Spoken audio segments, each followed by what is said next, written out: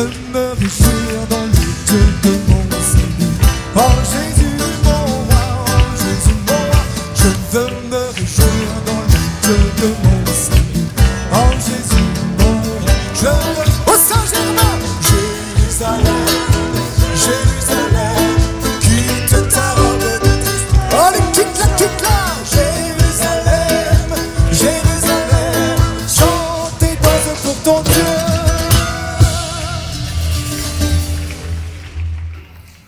Cette intervention porte sur 3 rencontres qui ont eu lieu à Saint-Germain. Il y a eu à peu près 130 personnes qui ont participé. Et c'était pas vraiment un groupe de tolérance, c'était pas vraiment un groupe pour dire je ne connais pas, c'était un groupe pour discerner ce qu'on vivait, ce que l'Esprit Saint nous appelait à développer. En résumé, il y a 3 points positifs qui sont ressortis. Et il y a 3 attentes très pratiques qui en découlent. Alors sur les points positifs, c'est que la paroisse permet la vie sacramentelle. Ce qui est ressorti, c'est que les paroissiens sont contents de la façon dont ils vivent. Alors, il y a eu beaucoup d'attentes sur les pèlerinages, sur les messes, sur les messes du dimanche, les sacrements, l'adoration, et en particulier la louange. Ça, ce premier point, c'est la paroisse permet la vie sacramentelle. Deuxième point, c'est qu'il s'y vit une fraternité, au sens où il s'est vécu, où il se vit de belles choses dans les groupes de solidarité, dans les différentes prépas, sacrements, dans le patronage, dans le scoutisme. Et le troisième point, c'est que les formations sont très appréciées. Vous avez parlé d'Alpha en particulier, de plusieurs autres groupes, je ne cite pas tous, mais par exemple, l'école d'oraison et les enfants. Ça, c'est les 3 points positifs qui ressortent du synode. Les 3 attentes qui ont été relevées sont le miroir de ces 3 points positifs. C'est-à-dire qu'il y a une attente, la première qui est ressortie, c'est l'attente de formation.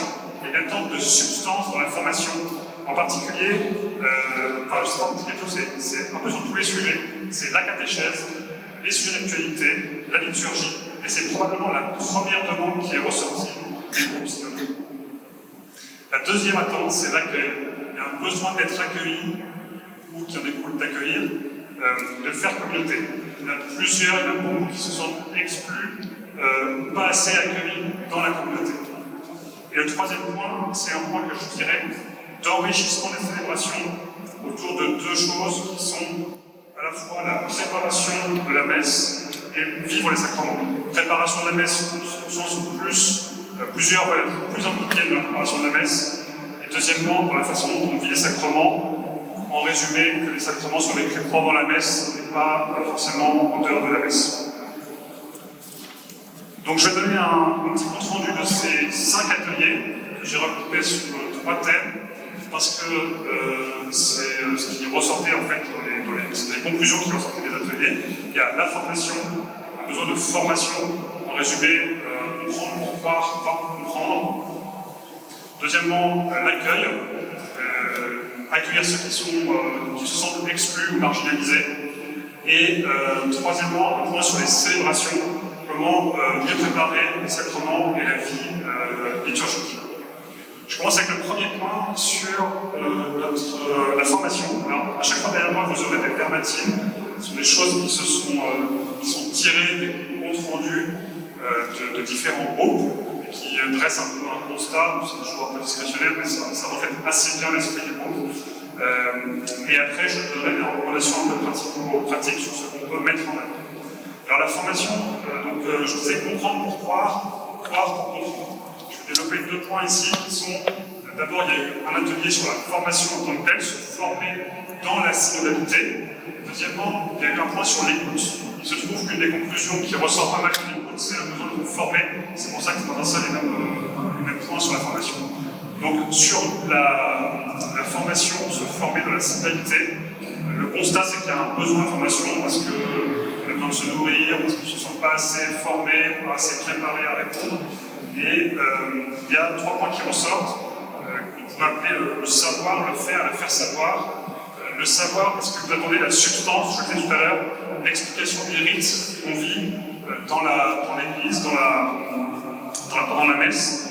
l'histoire simple, la catéchèse pour adultes, les conférences ponctuelles, par exemple par un paroissien qui connaît un sujet, les différents parcours, on a cité le parcours Zaché assez souvent, bien de bien pouvoir retenir ce qui se dit pendant les homélies, donc une formation de savoir qui est assez importante. Alors le faire, c'est comment est-ce qu'on fait ça?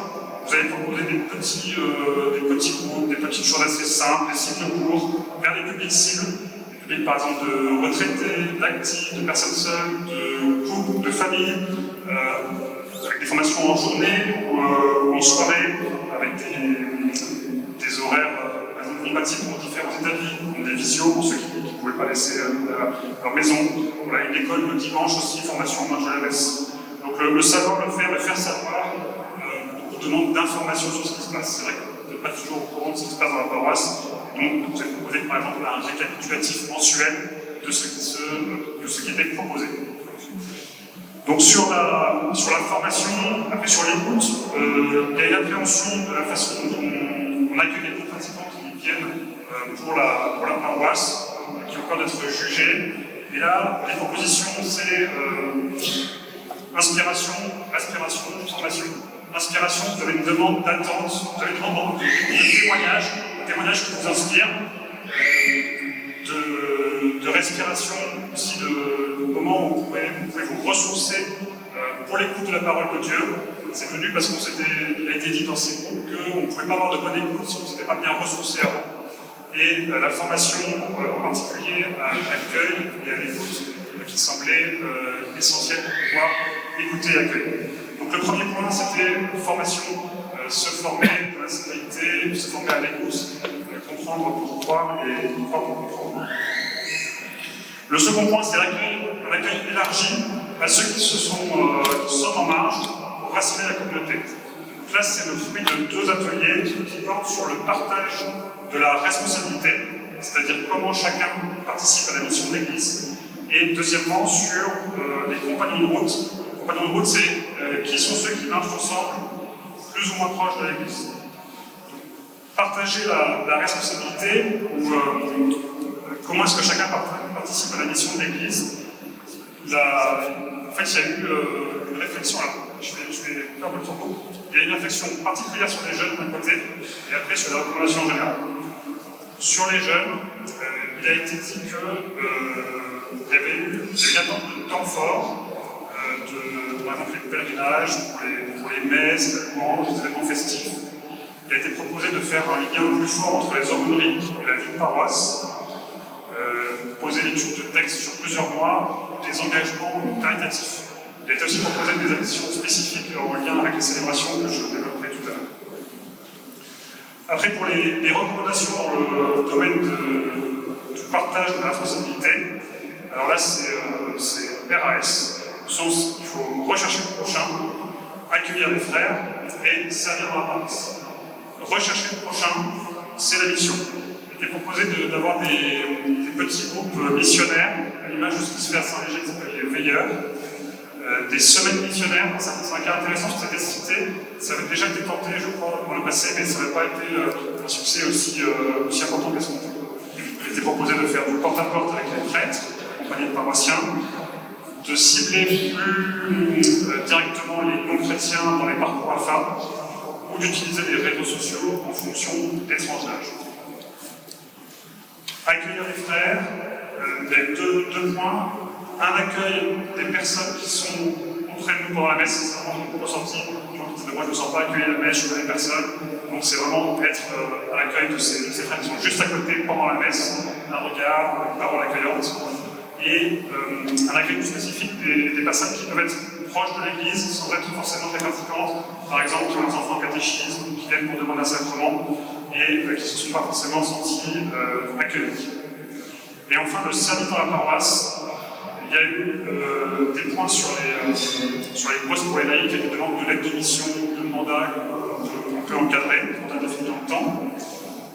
Il y a eu des points sur la célébration que je redonnerai en 3. Et pour la participation d'activités, une demande peut-être de faire plus souvent appel, plus spontanément au service. À la fin de la messe, on a demandé de tel service, est-ce que quelqu'un pourrait participer? faut pas qu'on ait l'impression que c'est un service qui est réservé. Je dirai un mot tout à l'heure. Toujours dans l'accueil, et c'est la conclusion qui est aussi ressortie du groupe Compagnons de route. Il y a eu trois propositions qui sont faire route, accompagner et être accompagnant. Faire route, il y a eu une demande de relancer un pèlerinage paroissial, peut-être un petit peu côté avec la condition sanitaire. Faire un forum des associations, ça a déjà existé, mais c'est une forme qui était peut-être à modifier. Donc chaque association pourrait être présente et présenter un peu ce qu'elle fait pour qu'on puisse s'engager, faire route ensemble. Ensuite, il y a eu l'accompagnement à la fois l'accompagnement post-sacrement. Vous avez pu être préparé pour un sacrement et ensuite comment est-ce qu'on accompagne les personnes qui ont reçu ce sacrement dans la durée.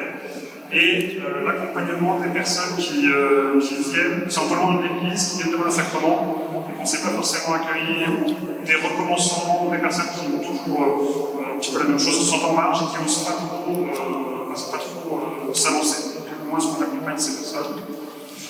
Et enfin, compagnon, c'est aussi ressorti de ce groupe sur ces groupes sur Compagnons de route. Comment est-ce qu'on échange avec son voisin? Il y a eu des propositions de dîner tiré au sort sur un thème, comme ça avait été déjà fait il y a quelques années, et de s'élargir avec la reprise de la semaine de l'œcuménisme. Donc, premier point formation, deuxième point accueil, troisième point célébration. La célébration, c'est comment est-ce qu'on intègre la vie sacramentelle à la vie de la paroisse, et qu'on élargit la participation. L'exemple un peu typique, c'est le baptême qui est fait un samedi. Personne ne sait que ça a été fait le samedi. Donc, pour prier pour les gens, pour pouvoir vivre une vie de paroisse, être avec les personnes pendant le sacrement est vécu. Et le cas échéant, les annoncer avant pour ceux qui ont moins de temps puissent aller à notre service. Plus de demandes de plus de créneaux de confession, d'adoration. Et il y a eu beaucoup d'échos positifs quant à la louange. Et en l'absence d'une unité qui vient une fois par mois, il a été proposé d'évoluer vers un modèle type de sitio, qui est, je crois, en 3 fois 20 minutes, louange, enseignement, adoration. Et une proposition d'école de prière pour les enfants en lycée, de prière des frères à refaire. Ça, c'est sur la partie sacrement. Sur la partie préparation des messes, il y a 3 points qui sont le service. Alors, je viens dans les services parce que il est ressenti qu'il y avait l'impression que les services étaient réservés, que c'était compliqué de rendre service, pas vraiment spontané. Donc là, le message, c'est qu'en fait, il n'y a aucun service qui est réservé, que si vous êtes disponible, tout le monde est appelé. Vous laissez la parole, tout le monde est manqué, il n'y a que les borgnes et les aveugles qui rendent service. Il faut vraiment qu'on puisse rendre service, tout le monde est appelé. Après, il y a la question sur les sensibilités. En fait, il y a eu un souhait de sensibilité qui était un petit peu différent. Il y en avait qui voulaient une liturgie plus épurée, un peu plus simple, avec des maîtres semaines sans cœur, sans cœur ou sans cœur. Et d'autres qui, au contraire, étaient plus sensibles à une belle liturgie chantée avec de manifestations plus sacrées, en particulier pour les fêtes. Donc là, ça peut aussi être adapté en fonction des horaires et des lieux. Et le dernier point, c'est les chants. On fait proposer que les chants soient répétés 10 à 15 minutes avant la messe pour pouvoir entrer dans la préparation de la messe. Et vous avez exprimé un besoin de renouvellement des chants avec des chants un peu plus proches de l'Emmanuel. Je voulais juste vous rappeler comment le questionnaire a été construit. Donc l'idée, c'était, après les questions signalétiques d'usage, pour avoir une petite idée de quelle était la population qui répondait, on vous a posé 4 questions, ou 5, je ne sais plus. D'abord, les premières questions sur, selon vous, quelles étaient dans une paroisse idéale, et une paroisse vraiment chrétienne qui annonce l'évangile, quels étaient les axes parmi les 5 essentiels que le Père a cités tout à l'heure, quels étaient, on vous vous a demandé de les classer par ordre décroissant d'importance à vos yeux. Donc ça, c'est le premier point. Quels sont les axes prioritaires pour la paroisse? Qu'est-ce qui, selon vous, dans cette paroisse, répond justement à votre attente de paroisse idéale? En lien avec ça, quels sont les souvenirs heureux que vous êtes d'événements que vous avez pu vivre avec cette paroisse, où vous vous êtes senti vraiment proche de Dieu, qui vous ont fait grandir dans votre foi, etc. Et puis, après, l'autre versant, c'est-à-dire que vous avez demandé en quoi, à l'inverse, la vie de la paroisse ne répondait pas forcément aussi bien que vous le souhaitiez à vos attentes. Qu'est-ce qu'on pourrait faire pour améliorer? Et puis, est-ce que vous avez des idées de propositions très concrètes? Donc, c'est ça qu'on va vous restituer maintenant, en essayant de ne pas répéter tout ce qui a été fini, parce qu'il y a beaucoup de choses quand même encore. Et je voulais juste avoir une idée pour orienter un peu cette restitution. Est-ce que ceux qui ont participé à ce questionnaire peuvent lever la main pour se rendre compte à peu près de... Merci. Alors donc, vous êtes en fait, nous sommes 411 à avoir répondu à ce questionnaire. Et en fait, ce que disait Juliette, il y avait à la fois des questions avec des cases à cocher, et à la fois des questions avec des commentaires à restituer. Et lorsqu'on prend tous les commentaires et qu'on les met bout à bout, ça revient à faire un document de 113 pages. Donc en rajoutant tous vos commentaires, donc nous avons épluché une équipe de 5 personnes qui ont été mises en place pour éplucher l'ensemble de ces commentaires. La parité homme-femme a été un peu respectée dans le questionnaire, donc il y a un tout petit peu plus de femmes qui ont répondu à ce questionnaire. Par contre, au niveau des tranches d'âge, c'est exactement la parité. Les plus de 60 ans représentent un peu moins de la moitié des personnes qui ont répondu à ce questionnaire.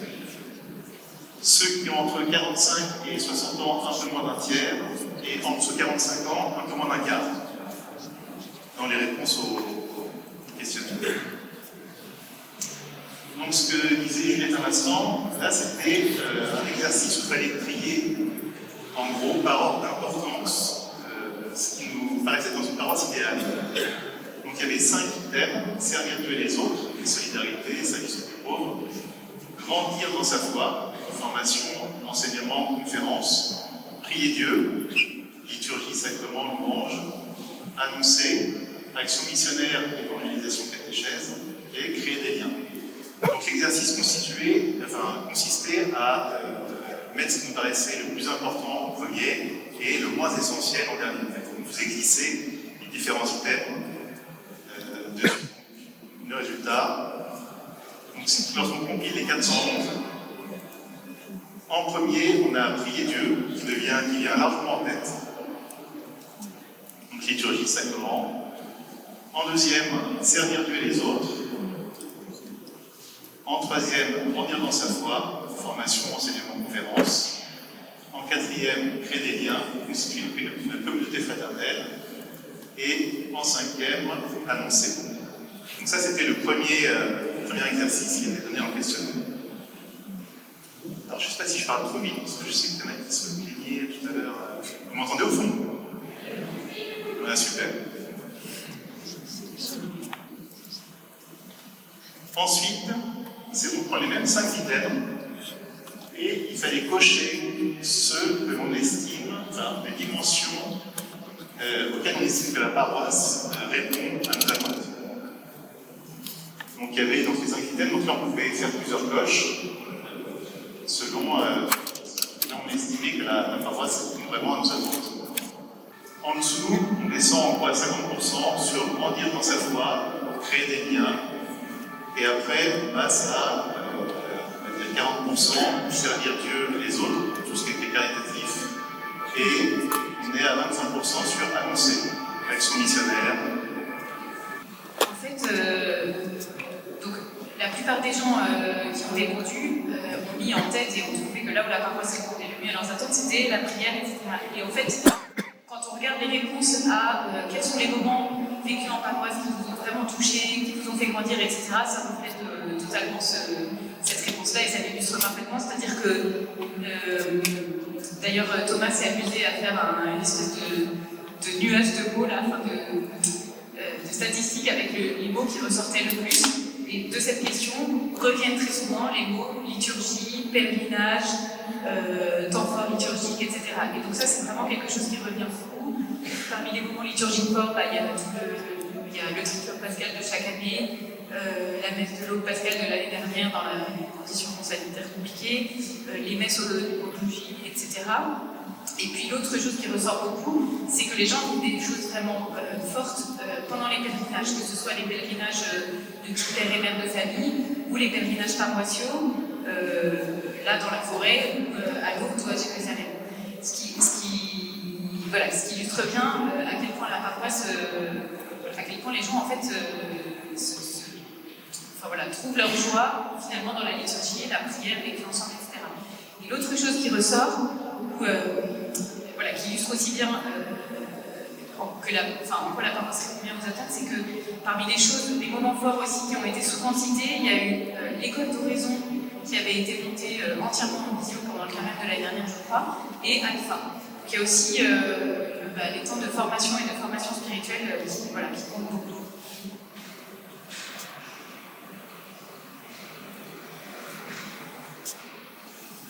Donc là, c'était la question suivante. Là, on passe à sur quelle dimension la paroisse ne répond-elle pas à vos attentes. Donc on reprend le même thème que précédemment. Et donc là aussi, on pouvait cocher plusieurs cases. Et donc le résultat. Le premier, donc celui qu'on voit à 32%, c'est de créer des liens, constituer une communauté fraternelle. C'est ce qui ressort en premier dans l'attente des paroissiens, de ceux qui nous questionnaient. Ensuite, on a grandir dans sa foi, juste en dessous, et on a servir Dieu, solidarité, caritatif. Et un tout petit peu encore en dessous, on a annoncé. Et on voit que prier Dieu, donc liturgie, sacrement, ça représente moins d'une personne sur 10. Sans surprise, on vous a dit que là où la paroisse, pour la plupart des gens, laissait le plus à désirer, c'était sur les liens, la fraternité, etc. Et on a beaucoup retrouvé un reproche d'une forme d'entre-soi. Le fait aussi que la paroisse est une paroisse grande, très peuplée, ce qui est une très bonne nouvelle, mais que du coup, ça peut paraître aussi un peu impersonnel, on peut se sentir un peu perdu. C'est ce que aussi Philippe a dit, les personnes qui sont un peu seules peuvent ne pas se sentir vraiment appartenir à cette paroisse, et puis une forme aussi d'individualisme. Enfin, le mot individualisme est revenu aussi plusieurs fois dans les réponses. Sur la partie servir Dieu et les autres, en fait, je vous cite telle quelle une phrase qui a été répondue et qui illustre bien toutes les réponses de cet ordre, qui est les actions de la paroisse dans le domaine de la charité semblent marginales. Donc voilà, le manque de propositions pour se mettre au service des pauvres. On verra aussi qu'il y a probablement un manque de communication sur les propositions qui existent déjà. Mais enfin voilà, en tout cas, les personnes ne retrouvent pas forcément comment la charité se vit en acte dans la paroisse. Et sur la formation, on renvoie à ce que Philippe a dit sur les ateliers du synode. Et le dernier ensemble de points, c'était sur les propositions d'amélioration.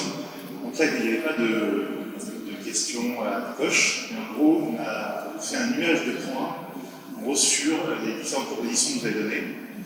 Et on aboutit au graphe suivant. Donc il y avait pas mal de propositions sur messe célébration. Ensuite, on a communauté plus fraternelle. En dessous, on a les formations. En dessous, les jeunes. Et en dessous, le caritatif. Alors le premier peut sembler un peu paradoxal, parce qu'il y a un niveau de satisfaction très élevé sur la messe célébration, et néanmoins, c'est sur cet élément-là où il y a eu beaucoup de réactions, de propositions en tout cas dans les commentaires.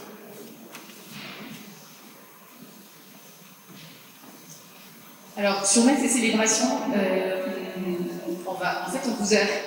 on a un panel de réponses qui va de, et ça c'est des vraies citations, célébrer une messe de Saint-Pie V dans le week-end et retrouver plus de sacralité dans la communion en communion à genoux par exemple, jusqu'à ne pas chanter en latin, qui comprend encore le latin, ou moins utiliser la prière eucharistique numéro 1. Père Bruno, c'est que vous avez utilisé ce matin.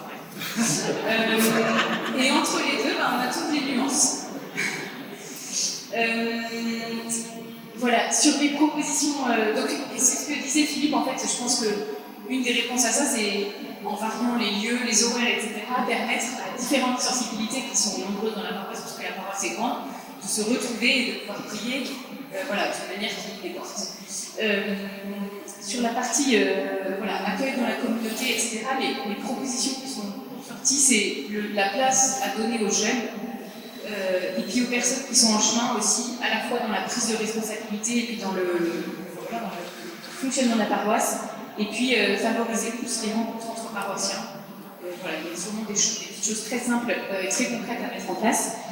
Et enfin, sur le fait d'aller aux périphéries, des propositions d'actions qui se tournent plus vers les personnes en difficulté, des choses comme les maraudes par exemple.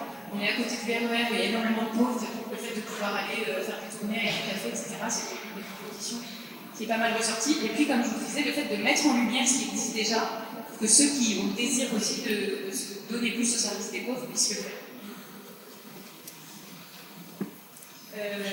Enfin, sur la prière et la liturgie, donc, ce que je vous disais pour varier le plaisir, l'idée c'était de proposer plus de processions, continuer les pèlerinages, etc. Continuer à approfondir le sens de la liturgie. Ça, c'est lié aussi à la formation, mais c'est quelque chose qui est beaucoup sorti, c'est qu'en fait, on ne comprend pas forcément toujours ce qui se passe à la messe. C'est pour ça aussi qu'on ne s'y retrouve pas beaucoup. Faire des veillées de mouvement, des veillées avec le Saint-Sacrement qui circule, mettre mieux en lumière aussi le monastère invisible, c'est-à-dire l'espèce de grande équipe de prière de tous ceux qui ne peuvent pas forcément toujours se déplacer, mais qui portent la paroisse dans la prière et qui portent nos intentions. Des propositions concrètes pour mieux accueillir les nouveaux, leur donner un signe distinctif, faire des déjeuners brassés du dimanche où chacun ouvre sa table à une ou deux personnes, plus selon la place qu'elle a et sa disponibilité. Et puis, sur la solidarité, une proposition d'un hiver solidaire dans lequel on pourrait impliquer notamment aussi les familles qui pourraient faire quelque chose ensemble en famille. Une proposition de parrainer une ou plusieurs paroisses moins riches que la nôtre. Et puis, toujours d'avoir un vestiaire aussi, des corbeilles de denrées alimentaires qui pourraient être mises en libre service pour des gens qui en auraient besoin. Voilà, c'est des exemples de propositions concrètes, parce que vous avez demandé des propositions qui puissent être mises en œuvre. Donc, il y a eu quand même plusieurs idées qui sont ressorties et qui pourraient être déployées.